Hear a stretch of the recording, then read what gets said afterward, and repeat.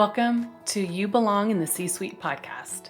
You are ambitious in life and in your career, but something is missing. You want to bring more of your passion to what you do. Because let's be honest, you pour a ton into your work, and it needs to mean more. I'm your host, Laura Eigel. I'm a mom, wife, PhD, coach, advocate, introvert, and indoor rowing fanatic. I'm passionate about living a life that's in line with my values. We'll give you the actionable tips and tools you need to lead with your values, make a difference, and have career success. The world needs more diversity and authenticity in the top jobs at organizations. Your leadership belongs there. You belong in the C-Suite. My second book, Values First Teams: How to Build a Culture That's Synchronized for Success, launches on May 20th. Miscommunication, misalignment, missed deadlines.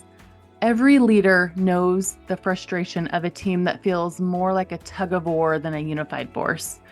And in today's whirlwind of deadlines and demands, it's easy to lose sight of the why behind the work, leaving your team feeling disconnected and disengaged. In Values First Teams, I'm sharing my proven framework for building an engaging team culture, where shared values create stronger results and individual efforts harmonize to achieve a powerful collective momentum. It's more than just a leadership book. Values First Teams is a guide for building a workplace where everyone is aligned, engaged, and rowing in the same direction. Values First Teams launches on May 20th, 2025. Learn more at thecatchgroup.com/valuesfirstteams.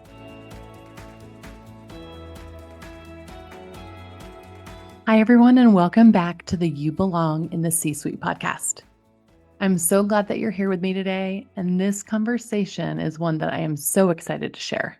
Have you ever been at an organization where the strategy sounds amazing on paper, but somehow things just don't translate when it's time to get the work actually done? Or maybe you've experienced that overwhelming feeling when every project is marked as a high priority. And it leaves you thinking that if everything is a priority, then nothing is really a priority. Well, today's guest knows exactly how that feels, and more importantly, she knows how to fix it. I'm thrilled to introduce you to Laura Bernard, the founder and CEO of PMO Strategies and the author of the game-changing book, The Impact Engine.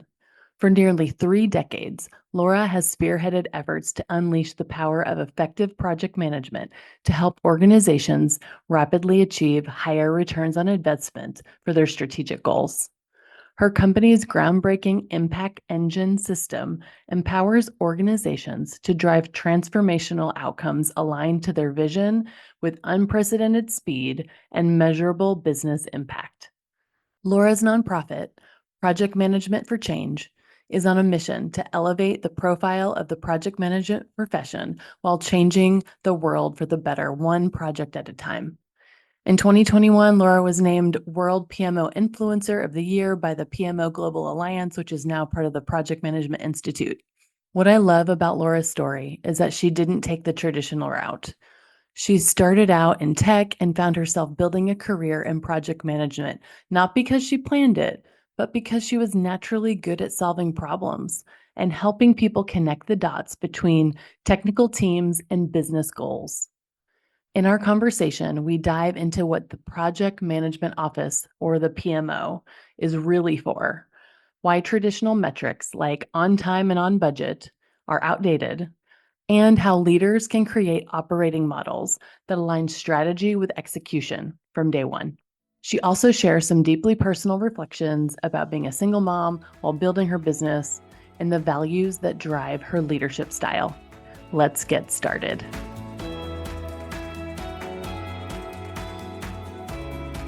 Well, I want to welcome you to the You Belong in the C-Suite podcast, Laura. I'm so excited to have another Laura on. So wonderful to meet you, and I'm really excited to share this space with you today.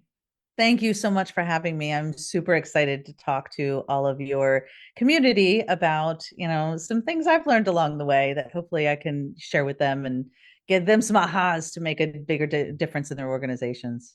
I love it. So before we get into your thought leadership and what you are expert on, I want to hear more just about you and your background.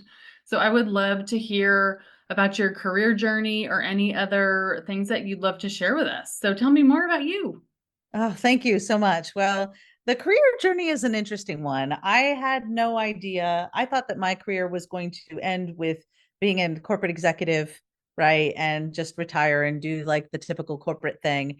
And apparently, the universe had other plans for me. So I actually, a lot of people don't realize this about me, but I was a hardcore tech girl, quite by accident, because Okay. when I was in high school, I never even had a computer. Like I'm about to date myself real quick, but then I realized that I need to figure out what I want to do for a living, right? And so I was lost. Didn't know. I was like, I don't know. I don't know what I'm good at. I don't know what I want to do.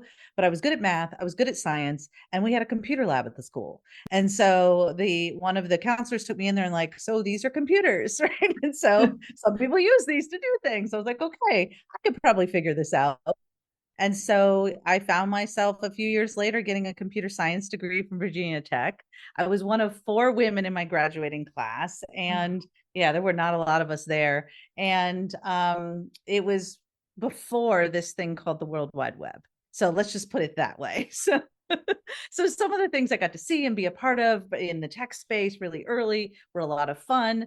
But I found that I was the only one in the technology team that could translate to the business people.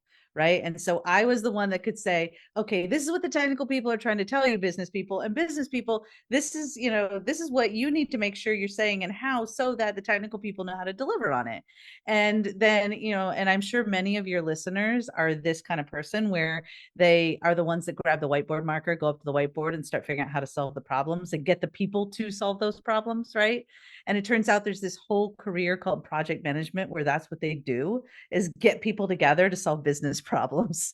So I found my way quite accidentally into project management. And after doing that for a little while, helping organizations figure out how to take their ideas and turn them into not just deliverables and outputs, but better business outcomes for the organization, I was tapped on the shoulder in the middle of the dot-com insanity in the early or in the late 90s, I guess, and asked to set up what I now know was a project management office. At the time, it was just, we need somebody to herd the cats, to get all these projects done, for clients, right? And this is in the heyday of the dot-com insanity. Everyone's in jeans and t-shirts, lunch is being brought in every day. My CEO was 27. Like everything was just kind of like Wild West, right? So I learned to take all of the project people that had this work they had to do and figure out how to help them do it better, do it faster, get more reliable results, and in a way that helped our company grow.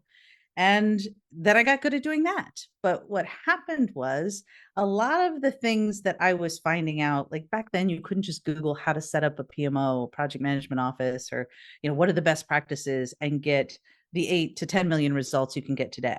The problem back then was a lot of us were having to learn things from a bunch of people that were doing it in theory, not in Mm. practice. And so all the shoulds I was supposed to be doing, turns out a lot of those shoulds were shove templates, tools, and process at people, create all this governance and this structure, and it must be this way, and to become the process police of an organization. And personally, I had never met an executive that said, wait, can you come back when you have 5 more templates for me to fill out? Right? Like nobody cares. Like nobody wants your templates. They want results, right? So I learned that a lot of the things that in my real world experience, what I was seeing that actually worked was different than what I had been taught. And so over the years, I just kept getting better at it, had a lot of battle scars to prove, that there is a way that works. And along that journey, I was asked to speak about, oh, PMOs and project management. Can you come speak about this? And so I would, terrified. I was so terrified, not my thing, right? That back then anyway. And I would find out that the things that I now took for granted were the things that people didn't know. And so I kept saying, no, no, no, don't do that. Do this and this way. Here's what to do, why you should do it that way, how to do it so that you can actually help your company accelerate the delivery of their strategy. And the light bulbs going off inspired me. And I said, oh, there's people that need to know these things. How can I make it easier for them than it was for me? And I, as now is in the beginning of my book, I used to say, I wish I had me when I was you. I wish somebody would have told me, don't do this, do that instead, because that's how I best learn, is from the experience of others. Mm. And so I had no idea I was ever going to start a business. But here I am 11 years later, running a company that I built as a single mom, Mm. which is also crazy, right? And so I spent 6 years as a single mom between husbands, and built a company at the same time. So I guess you could say I was, raising two babies at once. Yeah. Now that's what we do, is we help organizations accelerate the delivery of their strategy using the best of project management and project management offices, business transformation capability, and really help them put common sense into common practice. I love it so much. And I am like, I cannot wait to get into some of these things because I like some of the pitfalls that you mentioned, the Mm-hmm. templates and the governance, like I was triggered a bit from like my corporate experience. I'm not gonna lie. I was like, oh no, that's exactly what we don't want, right? Like just the Right, all like you said, nobody wants another 5 templates. But what I right. heard also in your answer there was about making it easy for people is Yeah. having them like do something that is impactful not only to the business but for them that's can also build their capability along the way. And so I heard all of those kinds of things, and it's almost like you're helping others, you are partnering with others. Are those some of the things that you care about? I'm obsessed with values, and we talk about values a ton on the podcast. So I always love to ask this question, like, tell me more about your core values and how that has impacted that journey that you just told us, and then even how you work with clients now. So I am, there's a few things that, I am a lot of things to a lot of people, I think, and I think as many women are, right? Yeah. But I think for me, what I love to do is help people and fix things. Yeah. Right. I would get in so much trouble as a kid because we would take things apart in my grandmother's house and put them back together. And one time I remember getting in so much trouble for doing it to an antique clock. But I said the clock didn't work and now it does. Why am I in trouble? Right. Yeah. So I loved helping people. And it's truly, when I was in middle school, we had this whole thing where if you didn't have a certain grade, a grade point average, you couldn't go to the eighth grade prom.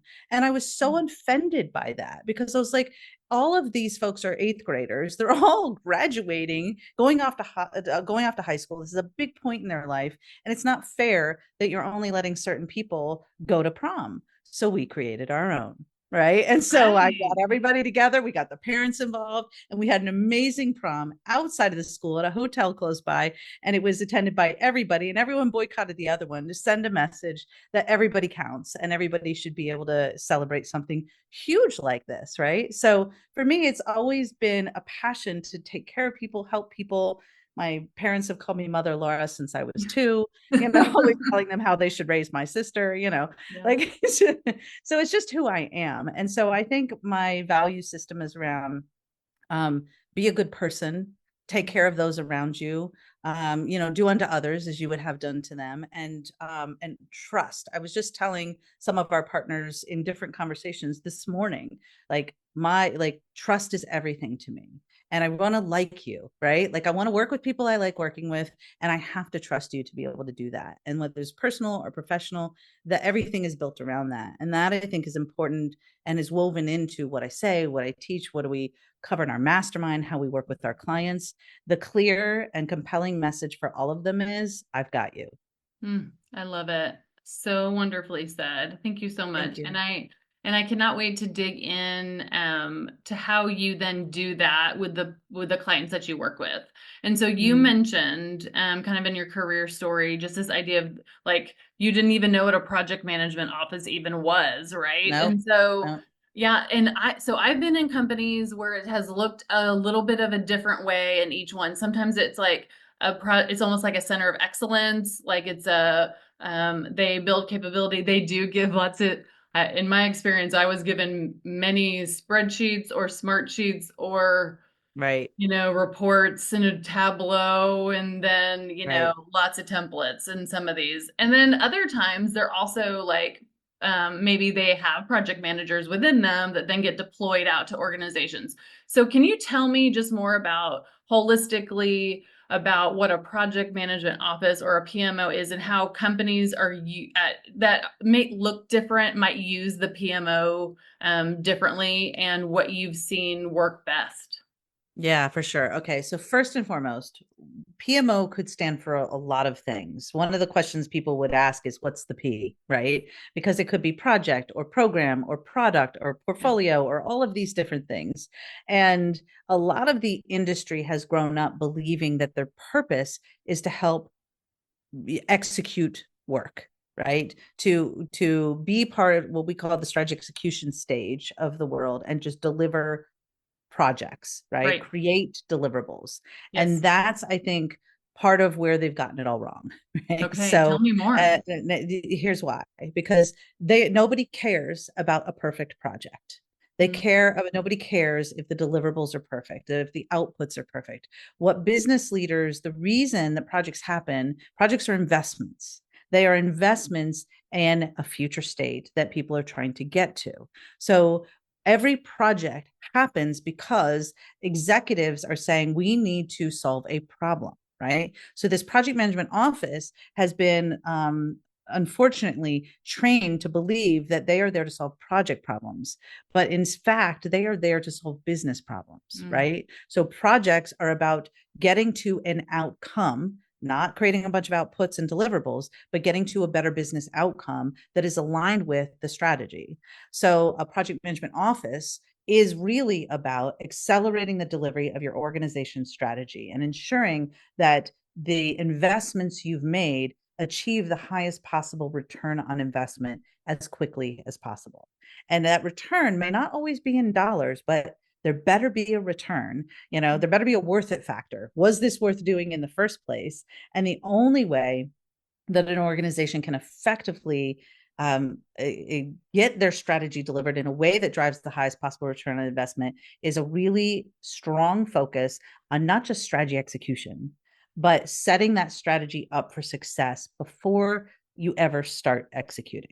So a lot of organizations really think they're struggling with the strategy to execution gap, right? And you mhm, see all the mhm, books and the podcasts and the, everything about closing the strategy to execution gap. And the reason organizations can't close it is that they have fundamentally structured their organization to reinforce that gap. mm, And just think about that. And I want to say that again because I think this is something that's really important. Many organizations have fundamentally reinforced the gap between strategy and execution through their operating model. So mm, how they have designed and how they do work is reinforcing them, and has struggling with getting to the outcomes that they're trying to get to. And I'll give you a perfect example. Most organizations, the strategy people go off and they figure it out, whether it's a retreat or yeah, behind closed doors, and they go yep, figure out this is what we're going to do. And then they maybe hold a town hall, or they send out a PowerPoint, or they do a newsletter, or they say a thing and they're like, great, you got it. I'm out of here. And then they disappear. Right. And so the strategy people come up with all these great ideas, and this is what we want to do. Throw it over the fence to the execution people. Right. That fence is that gap. Right. They're reinforcing, and then they're gone. Right. And nobody's hanging out telling these execution people what they're doing, why they're doing it, and what success looks like. This is where a project management office or business transformation group or strategy delivery office or whatever you want to call it comes in, because they can, instead of allowing for that strategy to be just thrown over the fence, they can go sit in the conversations with the strategy people and say, let's talk together about not just what you want to do and why you want to do it, but how we could actually make this happen in a way that ensures that we achieve those business outcomes you're trying to drive for. mhm, Are you clear on what those are yet? Okay, well, let's help you get clear on those first, because if we don't, there's no way we can actually deliver on it, right? Because yeah, everyone needs to understand it and understand why. So unfortunately, a lot of PMO, and I was in this place myself, I had a lot of bad advice early in my career of like what a PMO should do. And mhm, really what it's there for is to accelerate the delivery of the strategy. So if you can reimagine your operating model such that your strategy and your delivery capability are together and in alignment through the entire strategy delivery process, you are ensuring that you will be successful in achieving your goals and doing it much faster than you've been able to do thus far. And this, I'm telling you, this works every time, every organization. We've been doing this for a really long time, and we're seeing huge results from it because they have to fundamentally first rethink how they operate. And when you do, a project management office, no matter how big or small your company is, can actually get you there. And we've worked with companies, 12 people to tens of thousands, and you can use these techniques and this approach, and you just have to right size it to work for the organization you're working in.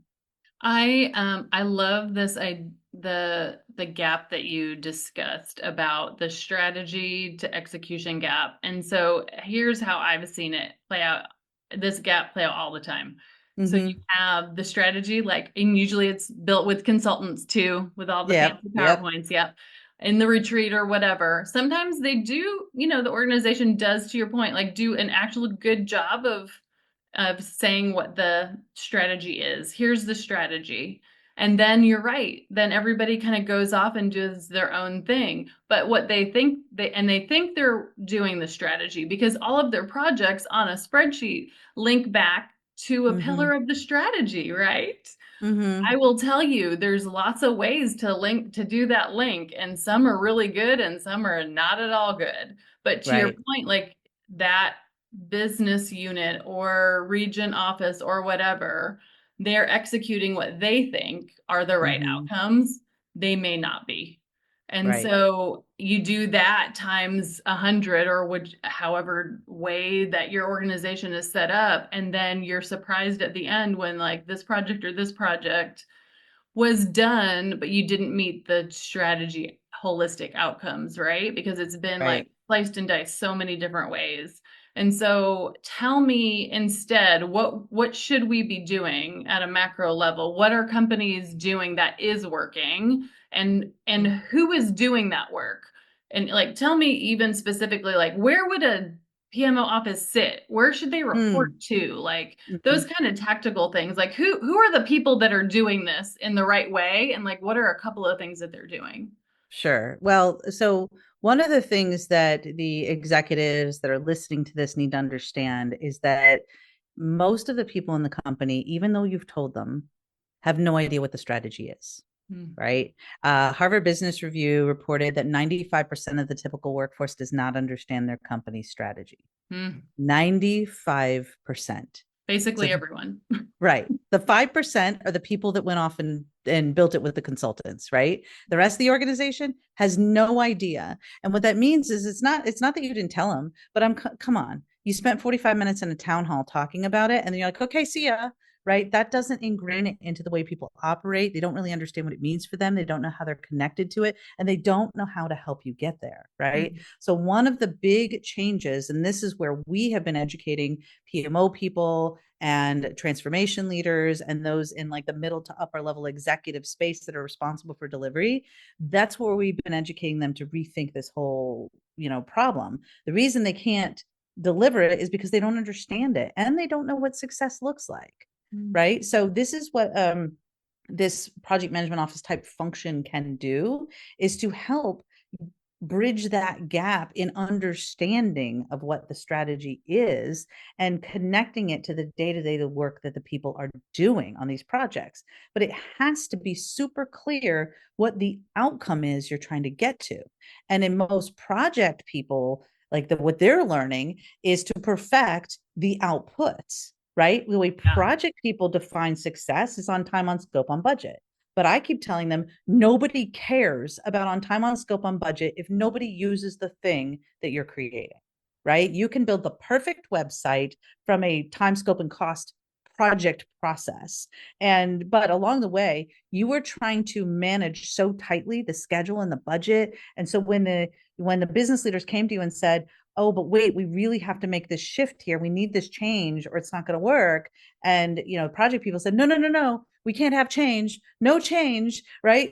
We got to keep our outputs perfect. We got to keep our timeline perfect. We got to keep our under budget. So they say no, when by the way, it's not, they shouldn't be the ones saying no because they don't own it anyway.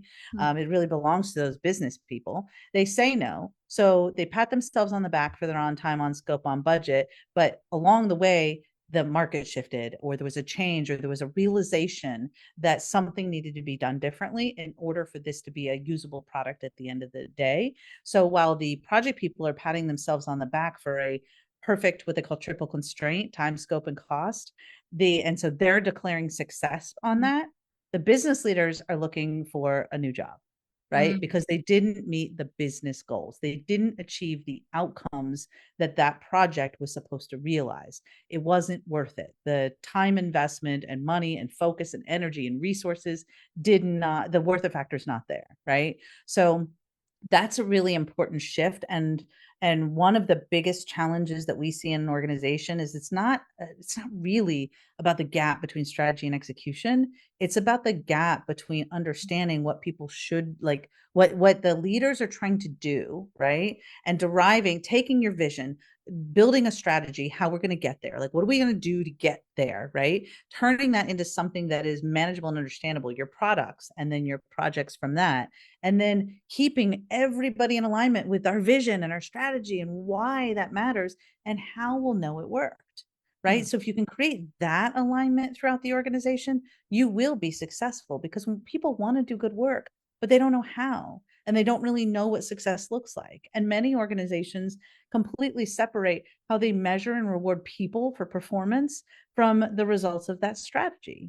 And so they're not even incentivized to align their, like, to even be thinking about it. They're like, I'm just being told that I have to create 50 widgets. And if I create those 50 widgets, then I get my raise or I get whatever, and that's the problem, is that there's no incentives tied to this strategy. The way the budget is handled for the projects is not in alignment with how managers are being told to, results they're being told to get.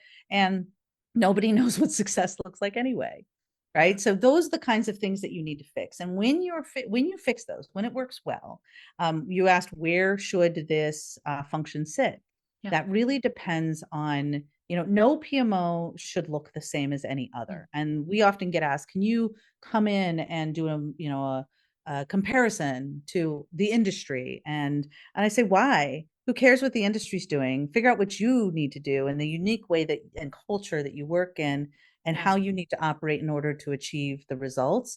Let's build the right sized thing for your organization. So where should it sit? Well, that depends on your structure. It often sits in my favorite place is reporting to the CEO or the president. Right? Because that's where the strategy is coming from, right? And so let's make sure that the top executive is clearly connected to not just the definition of their strategy, but then the entire strategy delivery life cycle to ensure that it realizes, the intended business benefits, right?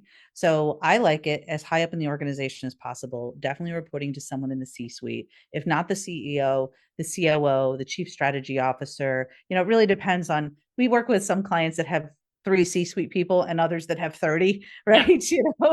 Or multiple businesses that all have their own C-suite. So it really depends on how you're structured, but it's got to be in a place that is not buried 5 layers in your organization, or you have intentionally set it up for failure, because it will fail if it doesn't have the kind of overhead, influence, support, and direct engagement with where the strategy is being developed. Oh, I love that advice so much. And I love the counsel that you give. I think often we're always trying to benchmark with somebody. Oh, well, externally, what should we do compared to this successful company or this one? And I think that is, to your point, it's like a trap we fall into often, because we sometimes just need to look internally instead of looking outside. Let's look inside. I know that's hard to do, right. but right. I love that advice. So tell me more about how then you work with clients, and tell me even more specifically about your book and your impact framework. I want to know a little bit more about that.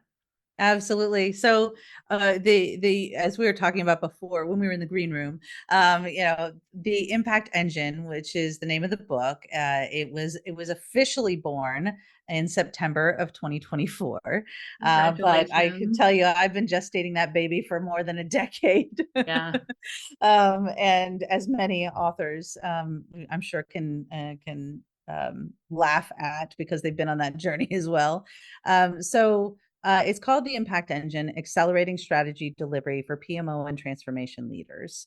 And so it's for these people that are mid to upper level executive types that are, so that's one thing. If you're listening to this and you're like, oh, well, our PMO is being run by like a junior project manager. Well, there's your problem, right? You need Yeah. people. And that's what we do is we often go in and help build that capability. I share Okay. some stories in the book with, one company we worked with that had, only like 12 employees and and we've also worked with ones that had hundreds of people in just the PMO itself. And so the idea is that we can help. What we often do is we come into an organization where they've got a problem they're trying to solve. Sometimes they don't even know that is the problem, where they'll say, typically C-suite executives will hire us and say, my projects are taking too long and costing too much. That's like a typical complaint. And then what happens is like, go fix project management. I'm like, okay, we'll go take a look. Usually, and here's a little secret, it's not project management that's broken. And many times we will tell executives, listen, if it was actually a project management problem, you would have solved it by now. If Mm. you needed more templates, tools, and process, that's an easy thing to fix. Usually it's all these things we're talking about with the entire strategy lifecycle being challenged. Mm-hmm. And the problems that they're having are often before projects ever start. Here's a perfect example. If your people come to you and say, what's the priority? And you say, well, everything is important. You know what you've effectively told them? Nothing is important. Oh my, can we just say that again? Because in my work with executive C-suite teams, leaders, this is the rub. Like we do not prioritize. Right. We just add more stuff.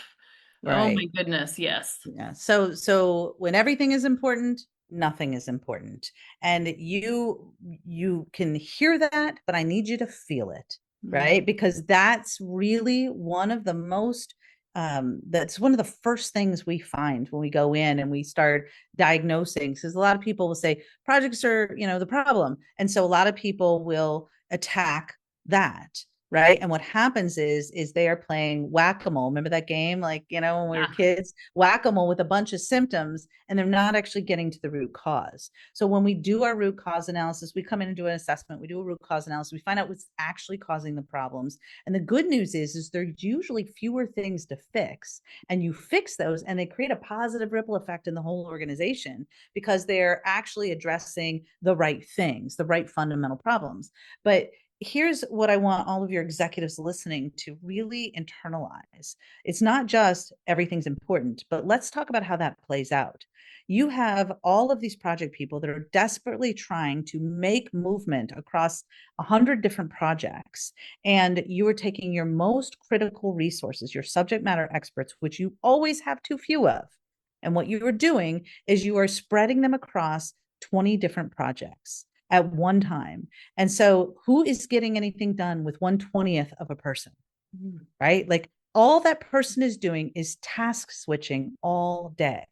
And oh, by the way, the project people are coming to that person saying, how are you doing on this? Are you done yet? Are you done yet? And Yeah. and they're having to practice the squeaky wheel because that's the only one that gets any attention. And so now you have 20 squeaky wheels yelling at this one subject matter expert, and she's going, I can't get it all done, right? And so all she, like, her brain is on overload because all she's doing is task switching all day long from one thing to the next, and never actually making progress. So imagine, and a lot of people think, oh, well, I'm a good multitasker. No, you're not. You are Mm. terrible at it.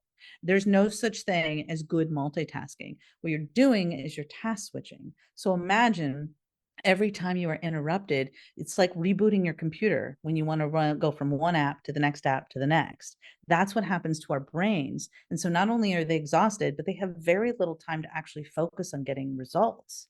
And so that's why a lot of these problems that we see is we help them go figure out what all those things are and show the executives. Many of the executives, I'll tell you, I can't Every CEO I talk to says everybody wants me to make decisions, but I don't even have the information I need to do so. But then you go talk to the project people or the PMO people and they say, well, but I gave them 22 reports. I'm like, exactly. You gave them a bunch of data, but it wasn't even turned into information and it wasn't actionable or given to the executives in a way that they could actually make decisions quickly. Right. So you have all these executives on information overload with decision fatigue that are struggling to actually help their organizations move forward, and their brains are fried. And at the same time, they're like, but hurry up and get all this stuff done. And also, everything's important because I really want to serve people. And that's the thing, Laura. People I don't read. mean, I feel like you are like watching some of my coaching sessions and like some of the things that people are like struggling with. This is exactly the day in the life. I know Yeah. everybody is resonating with this right now. Yeah, it's tough. And I get it, but there are ways to solve it. And when you can get people into flow, and what we do with our clients is we get them to a place where they are able to 2x, 3x, 4x, even 5x the amount of like the good projects that they can get done in a year because their performance accelerates so quickly when we get them to focus, when we get them to prioritize, when we get them to create focus with their teams, when we get them to stagger the work throughout the year. You want something crappy that's never going to get done, or do you want something done well, but maybe it starts 6 months from now, right? And you actually get the results. And oh, by the way, you get so many more things done. So there are a lot of things that we go in and help organizations do. And that's what the impact engine system that I talk about in the book, the impact engine, is all about, is a continuous value delivery model of Mm. helping organizations go through 90-day cycles of building and implementing capability that helps create what we call an impact engine for organizations. Oh my goodness, I love it. Mm. I think you hit so many of the pain points, and I know we're not going to be able to solve like all of these problems on this podcast, Oh, I wish. which is why everybody needs to get your book for sure. But is Thank there you. besides getting the book and digging into some of this material, is there something that you think that executives and leaders can do right now that can help them with some of this stuff? What's an actionable tip that Mm. they So might, or even a mindset shift that might be helpful for them as they start this work? Yeah. So, well, first of all, we've got tons of resources that I'm happy to point your listeners to. They're totally free to just, start this journey. But first and foremost, and this is something as a CEO myself now for 11 years and building my team is growing and we're taking on even more work all over the world and it's all awesome. I struggle with this desire because remember I started the conversation with I want to help people, right? Yeah, that's So right. I myself I've had to train my people to ask me what is the priority of this because I have ideas coming out of my ears constantly. I have Mm. all these things I want to do and it's all coming. That's the important thing that I think people should realize and also give themselves a break a little, right? So Mhm. all of your listeners, I totally get it. You want to help people, you want to serve, you want to do really important things, you want to make an impact. But the secret is going to be in getting super clear on what you want to do, why you want to do it, and what success looks like. Right. And talk to your project people about it. Talk to the people that are responsible for delivering your organization about those three things.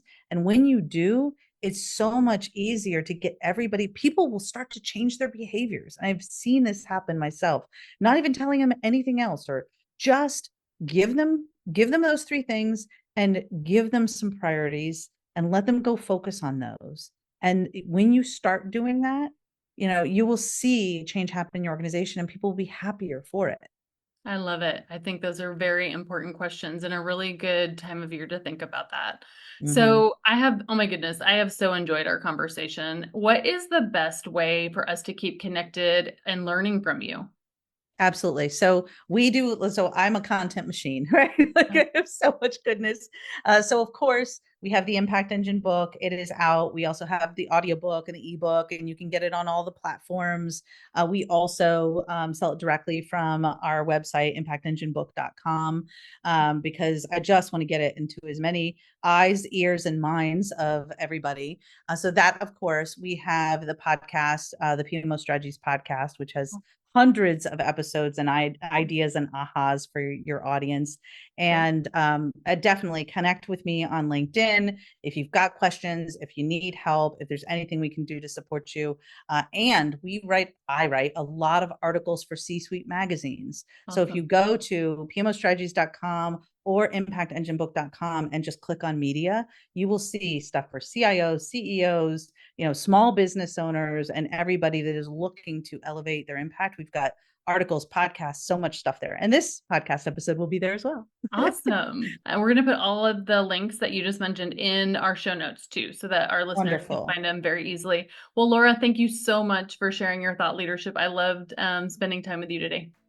Oh, thank you so much for having me. And to all of your audience members, thank you for doing the hard work that you're doing to accelerate the impact in your organization.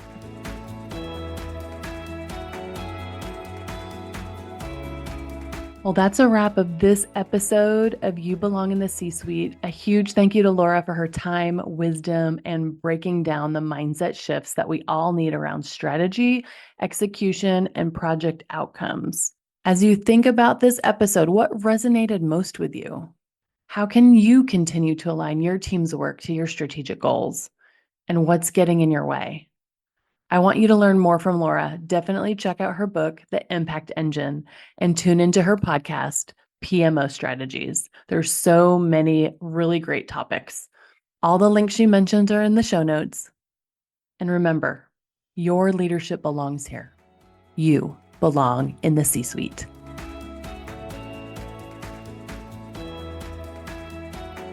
I want to thank you so much for listening to the You Belong in the C-Suite podcast. If you are enjoying this content, please remember to rate and review on Apple Podcasts. By leaving a review, you are helping others find this content. We will be featuring 5-star reviews on air in upcoming episodes. Editing and support for the podcast is done by S&E Podcast Management. To get more tips and tools to help you live a life guided by your values, go to thecatchgroup.com. Keep your boundaries and take care.